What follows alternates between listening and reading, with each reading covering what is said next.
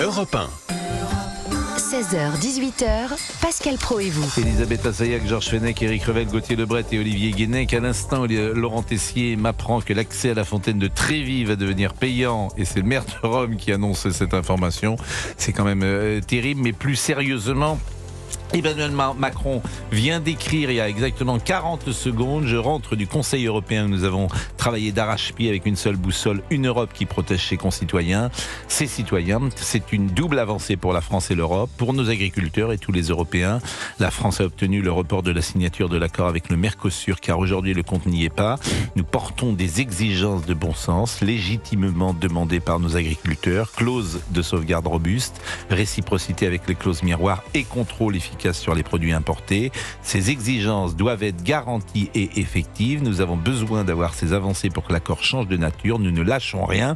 En parallèle, nous nous battrons pour préserver le revenu de nos agriculteurs dans la future PAC. Eh bien, quand on veut, on peut. Voilà ce que je retiens. Mais on ne sort pas en janvier. On peut. On sort pas en janvier. Oui, mais on s'en reparle en janvier. Écoutez, moi j'ai envie d'être... Quand on veut, on peut. La preuve, alors on verra en janvier, vous avez raison Gauthier. Mais ça montre une chose... Si l'Italie vacille en janvier, c'est terminé. C'est terminé. Et l'Italie a un peu plus intérêt au Mercosur que la France. J'entends ce que vous dites. Il n'empêche que s'il y a une volonté politique, on parle parfois de l'Union européenne... Il n'y a pas de volonté, c'est un leurre pour que les barrages cessent et pour que les départs en vacances se fassent. C'est un leurre. Ne tombons pas dans le piège. Et les agriculteurs l'ont compris. Aujourd'hui, en tout cas, il y a l'annonce. En tout cas, il l'annonce, il y a une annonce. Mais c'est reporté de 15 jours pour que les agriculteurs rentrent dans leur ferme. Et une fois qu'ils seront dans leur ferme, on signera le Mercosur dans leur dos. Eh bien, c'est ce qu'on peut imaginer, c'est ce que j'ai dit ce matin. Mais je vous ai pas écouté ce matin. Vous auriez dû. Bon, la colère du monde agricole. 4 grands axes autoroutiers restés bloqués à la mi-journée dans le sud-ouest. Le gouvernement ne tolérera plus de nouveaux blocages des agriculteurs pendant les fêtes de Noël. Le président de la FNSEA a semblé d'accord sur le principe d'une trêve pour Noël, qu'il a toutefois conditionné après son rendez-vous avec le Premier ministre à un courrier promis d'ici ce soir de Sébastien Lecornu avec l'ensemble des intentions de Matignon. Éric Revel, vous êtes aussi pessimiste? Vous vous souvenez de ce qu'a dit le président de la République en novembre à la COP31 à Belém au Brésil? Il a dit sur le Mercosur: je suis positif. Donc il trouvait qu'à l'époque il y avait assez de clauses de sauvegarde. Non. Et là il vous explique que tout est réglé. Non Pascal, pas vous, pas maintenant, pas après tout ce que vous avez fait. C'est l'esprit de Noël. Maud Bréjon, porte-parole du gouvernement ce matin. Écoutez là ce qu'elle a dit. Les Français doivent pouvoir aller retrouver sereinement leur famille, de même que les commerçants, parce qu'on est aussi dans une période où les commerçants travaillent beaucoup, doivent pouvoir faire fonctionner leur commerce et leur entreprise. Donc vous ne voulez plus de blocage sur les routes pour les départs en vacances? Nous ne tolérerons plus de nouveaux blocages et nous ferons tout ce qui est nécessaire, et je le dis aux gens qui s'apprêtent peut-être à partir, pour que les Françaises et les Français puissent aller retrouver sereinement leur... Bon, ils ont sans doute un petit peu peur. Mais ça veut fait dire un peu quoi, menace. ça veut dire quoi? Nous ne tolérons plus de nouveaux blocages. Ça veut dire qu'on revient à la doctrine de la semaine dernière où on envoie les centaures, les blindés de la gendarmerie face aux agriculteurs. Sébastien Lecornu a rencontré hier les agriculteurs de cette fameuse ferme où il y a eu l'abattage de plusieurs dizaines de vaches. Cette ferme où on a envoyé les centaures, donc les blindés de la gendarmerie et les gendarmes. Il les a rencontrés quasiment en catimini, comme pour s'excuser de ce qui s'était passé. On a bien vu que Sébastien Lecornu l'avait repris les deux dossiers, c'est-à-dire le dossier de l'agriculture repris à Annie Genevard et le dossier du maintien de l'ordre repris à Laurent Nunez, parce qu'il n'a pas aimé ce qui s'est passé jeudi dernier, parce que ce n'était pas la doctrine du gouvernement jusqu'ici. Quand il y avait des colères agricoles, quand Gérald Darmanin est ministre de l'Intérieur, il n'envoie pas les gendarmes, il laisse les blocages se faire, il n'envoie pas les policiers. Donc ça veut dire quoi la phrase de Maud Bréjon? Ça veut dire on envoie les blindés, on envoie les gendarmes déloger les agriculteurs? C'est ça les scènes auxquelles on va assister? Elisabeth Assayag. Alors c'est peut-être pas hyper populaire. La vaccination, elle est indispensable. Elle est indispensable. Non, mais ça c'est populaire de vacciner. Dans ce contexte-là, la méthode, elle est moyenne. Moi, je suis assez d'accord avec Gauthier. On ne va pas envoyer les hélicoptères pour arrêter cette colère paysanne, alors qu'à côté de ça, pour les narcotrafiquants, on n'envoie personne. Donc il y a cette espèce de deux poids deux mesures, moi, qui me choque un petit peu. Non, mais sur l'agriculture, souligner l'incohérence encore une fois de ce en même temps. D'un côté, vous dites on tolérera plus de blocage, et puis le Cornu explique que ça n'a pas été très digne d'envoyer des blindés et d'envoyer des gendarmes. Donc deux choses l'une. Si vous ne voulez plus tolérer de blocage, vous faites comment s'il y en a? Vous envoyez les gendarmes? Non mais c'est... Je crois que Laurent Nunez a pris la parole, Laurent Tessier, n'est-il pas? Exactement, nous allons pouvoir l'écouter. À l'instant. il y a des interventions uniquement quand il y a des dégradations et des violences. Voilà ce que je voulais vous dire vraiment en quelques mots. Et donc la priorité pour nous, c'est vraiment d'éviter les nouveaux blocages d'axes structurants dans le cadre de la méthode que je viens de définir. Beaucoup de discussions d'abord, et puis s'il le faut, il y a des interventions. Pour l'instant, les interventions se sont bien passées, il n'y a pas eu d'incident majeur. Évidemment, je m'en félicite comme ministre de l'Intérieur. Concernant les axes structurants qui étaient bloqués et qui restent bloqués au moment où je vous parle, je pense notamment à la 63, à la 64 que je viens de citer à l'instant. Bon, nous on compte maintenant sur la responsabilité des uns et des autres. Voilà, je crois qu'on a beaucoup de nos compatriotes qui vont partir en congé. On arrive, donc c'est le premier week-end des vacances de Noël, du début des vacances de Noël. Évidemment, moi j'en appelle à la responsabilité des uns et des autres pour, suite aux discussions qui sont en cours, lever ces barrages qui restent donc à la fois sur la 63 et la 64. Bon, le pouvoir a peur quand même. Parce que là, Emmanuel Macron, il a mouillé la chemise, comme on dit en sport. Parce que ce qui revenait en permanence, c'était les départs de Noël. Parce que bloquer les routes, c'était encore autre chose que bloquer les trains. Donc la peur qu'ils ont eue, c'est... Parce que là, c'est allé très vite. En 2 jours, tout le monde rentre chez soi. Quand je vous dis quand on veut, on peut.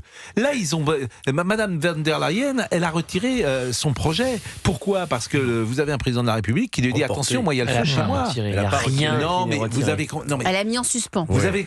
Écoutez, Gauthier, vous comprenez. Tout ce que vous dites, c'est vrai peut-être dans 15 jours. Ce qui m'intéresse, c'est d'analyser ce qui vient de se passer pendant les 3 jours. Ça montre beaucoup de choses. Ça montre un pouvoir qui a peur de ce qui se passe, qui a voulu surtout arrêter la surenchère. On parlera après de ce qui se passe en janvier, et sans doute avez-vous raison. Mais c'est ça que je veux analyser. C'est cette séquence où manifestement, tout le monde a retiré ses billes. Et là, a priori, il n'y a plus de raison d'avoir des blocages, nous sommes d'accord. Il en reste une centaine, hein. Oui, alors plus que ça. Mais plus que ça. Non, il y a 93 actions de blocage en France et 4000 manifestants. Une centaine de blocages. Oui, 4000 manifestants. Non, mais où la colère est profonde. C'est Pascal. ça qui m'intéresse d'analyser. Et vous dites qu'il ne reste plus de raison de blocage. Si, la question, c'est que va annoncer. Ils vont le lever, ces blocages, sans doute, parce qu'ils ont voulu les calmer. Alors, bien sûr. Non, il reste un point essentiel, c'est l'abattage systématique en cas de dermatose. Ça, c'est pas tranché. Et il y a une réunion donc aujourd'hui avec Sébastien Lecornu qui a repris encore une fois le dossier à Annie Genevard et on va voir ce que va annoncer Sébastien Lecornu là-dessus parce que la coordination rurale et la confédération paysanne ont dit que s'ils ne cédaient pas sur l'abattage systématique, les blocages continuaient. Donc c'est ça qui va se jouer dans les prochaines heures. Ce qui est intéressant, c'est que là, il y a un rapport de force extrêmement favorable dans la négociation parce que le pouvoir de nuisance de bloquer la France à 3 jours de Noël, forcément, il est puissant. Exactement, il est très puissant. Plus la violence, plus effectivement une opinion publique qui est déjà remontée contre Emmanuel Macron et qui traditionnellement est plutôt encline à écouter les paysans. Les agriculteurs. Alors c'est le seul risque pour le mouvement des agriculteurs, c'est de perdre l'opinion populaire si les blocages continuent pendant Noël. Et c'est peut-être pour ça qu'ils les leveront, même s'ils n'obtiennent pas gain de cause sur l'abattage systématique. Écoutez... Ils auraient vraiment bloqué la France, selon vous, les agriculteurs ? Je n'en sais rien. Je n'en sais rien. Je dis que dans une négociation en ce moment, moi, ce qui me frappe toujours, il y a des choses qui sont réglées en 2 jours, il y a des choses qui pourrissent. Là, je vois un président de la République qui vient de faire le tweet que j'ai lu tout à l'heure. C'est pas neutre. Qui dit qui est entré dans la bataille. Vendredi avant le moment des vacances de Noël. Il est entré directement dans la bataille. Je vous signale que c'est pas a priori c'est le chef du gouvernement. Mais dans toute l'histoire des conflits sociaux, il y a eu ces rétropédalages. Moi, je me souviens, par exemple, souvenez-vous, sous François Mitterrand, l'histoire de l'école libre, les grandes manifestations, on retire le projet. Le CPE avec De Villepin, on retire. Mais vous comparez ça. Ça a duré 3 ans, l'école libre. Mais là, il a fallu la dernière manif. Ça n'a rien à voir. Parce qu'il y a d'autres exemples. Non, mais là, ce qui a paniqué, c'est le calendrier. Si on était le 15 octobre, je ne suis pas sûr que ce serait passé aussi vite. Non, mais ce qui a dû paniquer le gouvernement, c'est évidemment l'affaire de cette pandémie sur les vaches.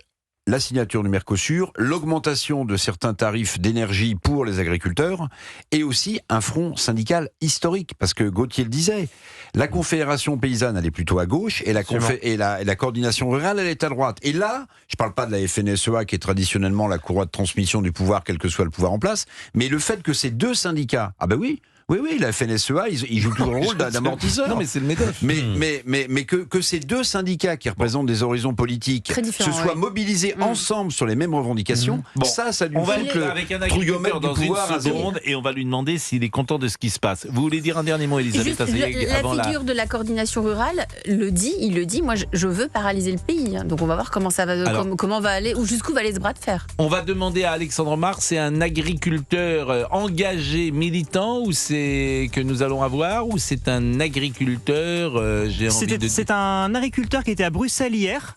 Il fait de la culture de plaine, donc betteraves, céréales, dans l'Aisne. C'est Mathieu, on l'a déjà vu plein de fois. C'est Mathieu, mais il n'est pas militant syndical. Non, du tout. D'accord, c'était ma question. Il est 16h43. Vous êtes sûr? Mais pas du tout. Je regarde. Il veut savoir à qui il parle, Pascal. Exactement. Je regarde Georges Fenech qui aujourd'hui est assez silencieux. Non, je vous écoute. Bah oui, mais en même temps. Donnez-moi la parole. Georges. Non, mais attendez, je vais intervenir, vous allez voir. Des menaces, encore des menaces. Il a une belle écharpe. Oui, me permet. Très élégant. Votre future femme ce week-end? Elle est à Nice, là. Ah ouais, déjà le divorce. Attendez, elle n'est pas mariée encore. Déjà. Elle a changé d'avis. Ouais, j'ai l'impression que elle m'a envoyé un message disant tu me manques déjà. J'ai l'impression qu'il y a un petit peu de mou dans la corde à Mais alors, il y a rien de pédalage. Non, complètement. Je n'ai pas le terme. Non, il n'y a rien, il n'y a pas de mou. C'est un petit peu de. On est sur une phase un peu descendante. Non, on est sur un nuage, plutôt. Oui. Un nuage, Mais pas ensemble, mais pas un nuage collé. Un nuage, si vous me permettez. Moi, j'aimerais pas être assis sur un nuage.